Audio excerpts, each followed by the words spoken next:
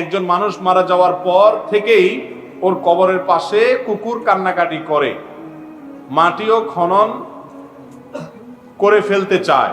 এটার ব্যাখ্যাটা কি জানতে চাচ্ছি। কারোর কবরের কাছে যদি কুকুর গিয়ে ছটপট করে, অস্থির হয়, কান্নাকাটি করে, মাটি খুঁড়ে ফেলতে চায়, তাহলে কি কারণে আল্লাহ তাআলা ভালো জানেন।